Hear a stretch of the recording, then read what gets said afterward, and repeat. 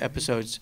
And the fact that the internet wasn't capable of holding the HD content, and certain things like dolly moves would cause digital hits, and things that have, in a sense, been corrected now, but you know, it was a different animal. You had to kind of think about, okay, we're creating this just for the internet.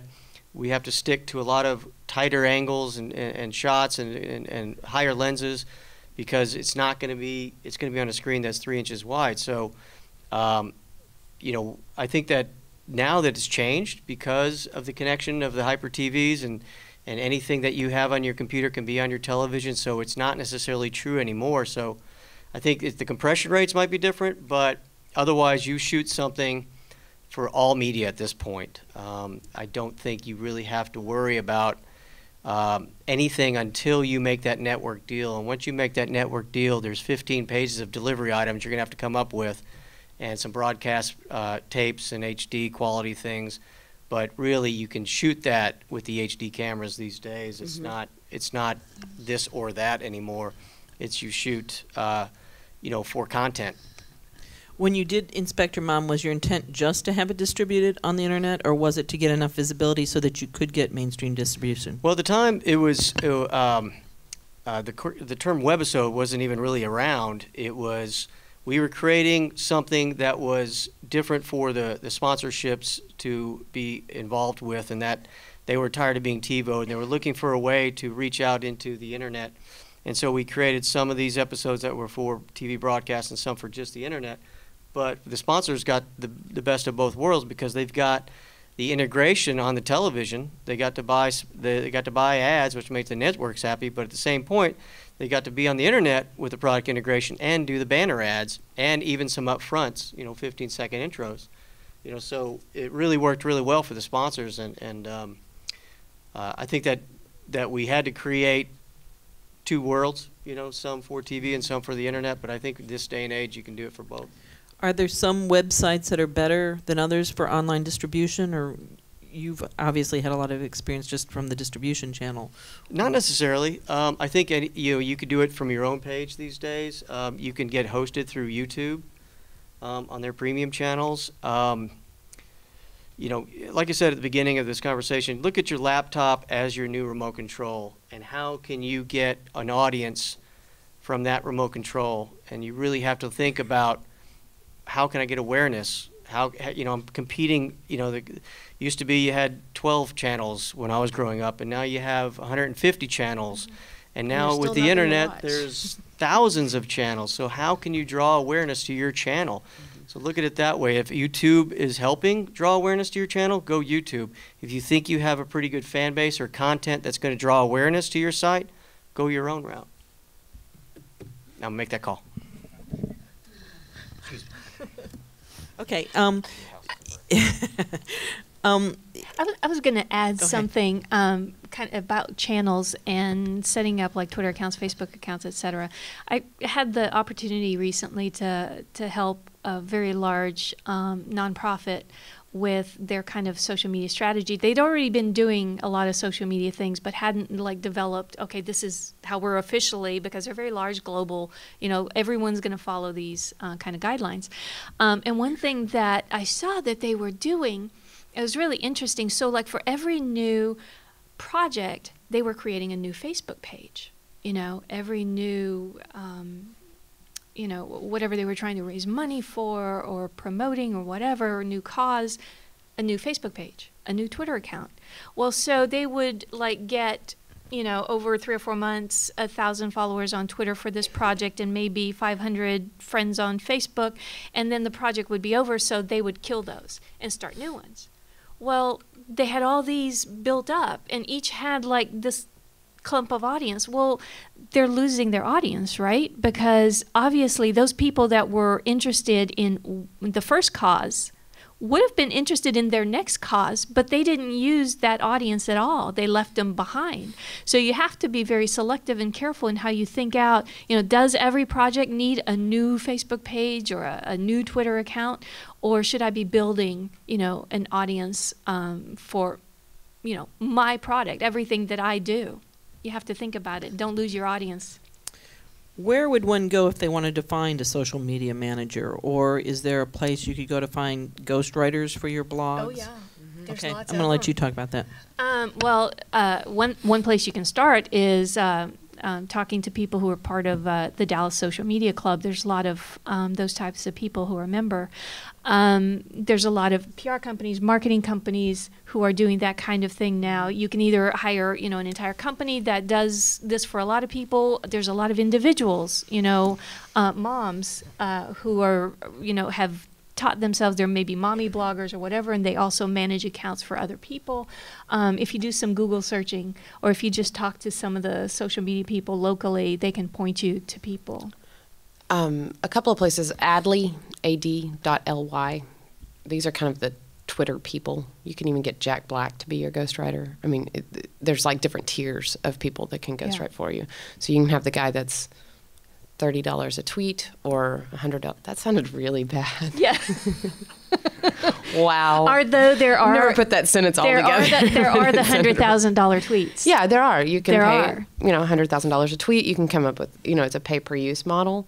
IZEA is another one. I wasn't familiar with that, but my media planners told me about it, so I'm throwing it out there. IZEA. I just assumed it was spelled like IKEA, so I could be wrong.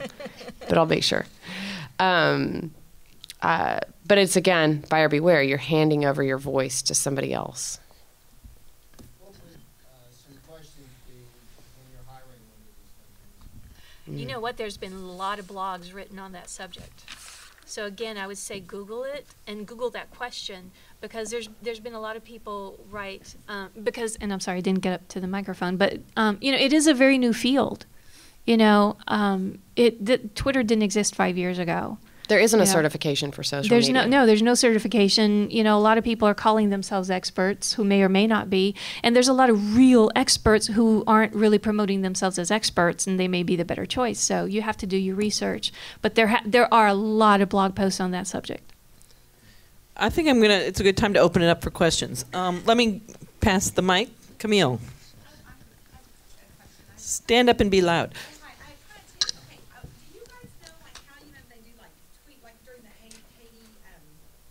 Oh, how they were tweeting? Mm-hmm. Give us your money. I mean, like tweet right now. How do you tweet back, or where's the legal ramifications to? If you text this number and automatically we'll bill you $10 to blah blah blah. And I am a volunteer on the Yeah. fundraising for a nonprofit, the Texas Mushroom Culture Alliance. And so we're kind of exploring how to get tips and pay to let people in the industry tweet us your money, but we also take cash. It's SMS. It's an SMS thing.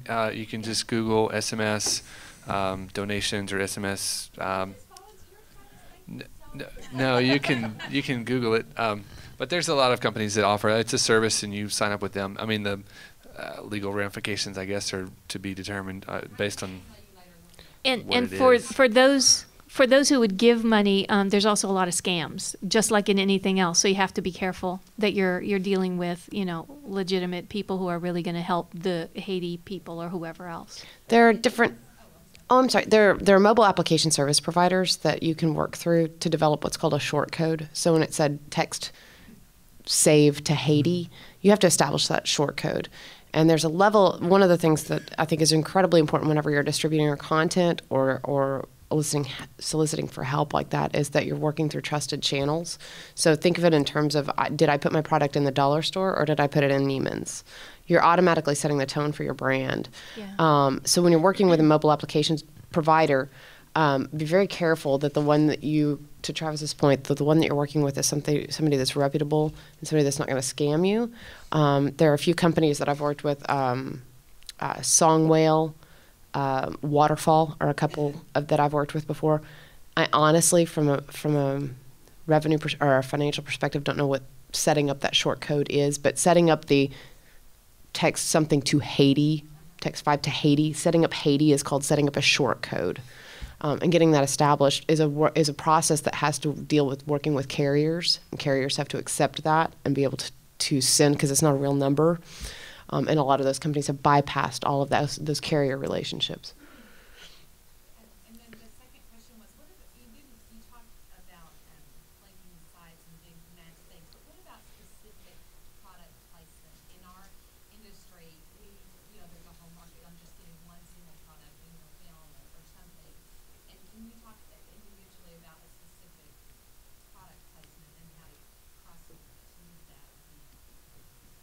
I have no idea how to do that. I'm not sure what the question was, actually. Travis, do you want to or maybe interpret the question? Could you spell it?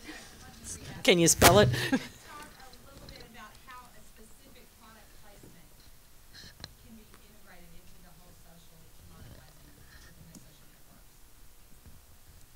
networks.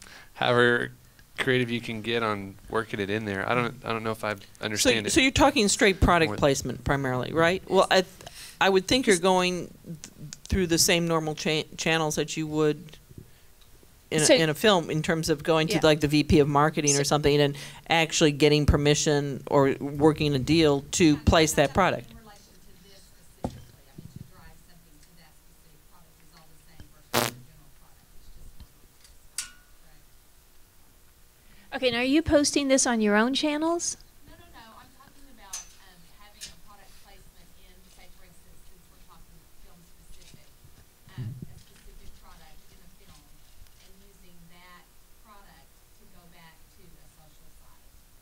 Is there a different model, or is it all the same model for individual product placement in a bigger project Going back to a specific site, meaning, for that particular product? so if they see a product in the film, Is there a different model to follow? So if you see a product in a film, you're talking about getting them to go back to, let's say, the To go Mountain Dew look- site or something.